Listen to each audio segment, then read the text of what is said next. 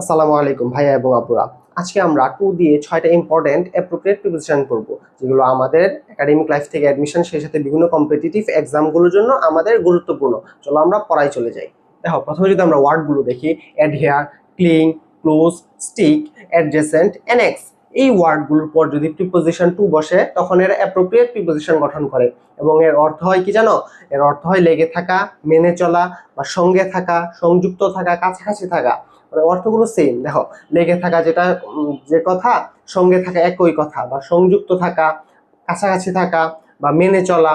তাহলে এখন যদি আমরা একটা একটা করে পড়ি, অ্যাডহেয়ার টু মানে কি? অ্যাডহেয়ার টু হলো কি মেনে চলা। ক্লিং টু মানে কি? লেগে থাকা বা সংযুক্ত থাকা। ক্লোজ টু মানে কি? কাছাকাছি থাকা বা সঙ্গে থাকা। তারপরে স্টিক টু মানে কি? লেগে থাকা।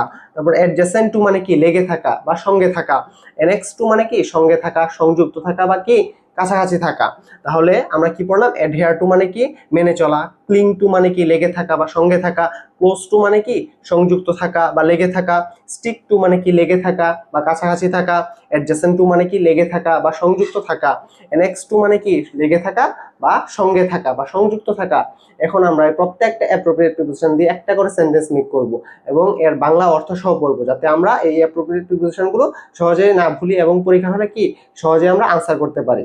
তাহলে এখন যদি আমরা একটা করে সেন্টেন্স মেক করি, দেখো, we should adhere to the rules মানে কি?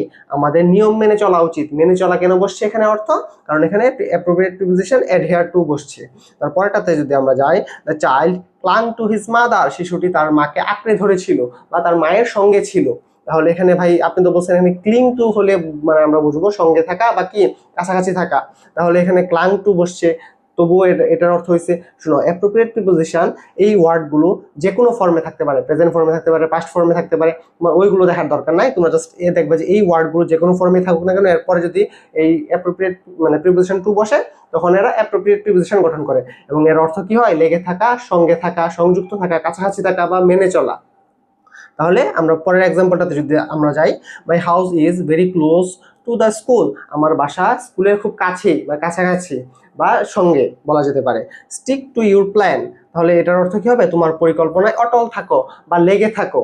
তারপরের এক্সাম্পলটাতে যদি আমরা যাই, the park is adjacent to our house, পার্কটি আমাদের বাড়ির ঠিক পাশেই বা সঙ্গেই। তাহলে কেন সঙ্গেই বা পাশে বোঝাচ্ছে? অ্যাডজেসেন্ট টু এর কারণে। এর লাস্ট এক্সাম্পলটাতে যদি আমরা যাই, this room was annexe to the main building, এই কক্ষটি মূল ভবনের সাথে সংযুক্ত করা হয়েছিল। সংযুক্ত করা হয়েছিল, আমরা কি করেছিলাম? যে সংযুক্ত করা, সঙ্গে থাকা। এই অর্থ কেন হয়েছে? এই অ্যাপ্রোপ্রিয়েট প্রিপোজিশন অ্যানেক্স টু এর কারণে।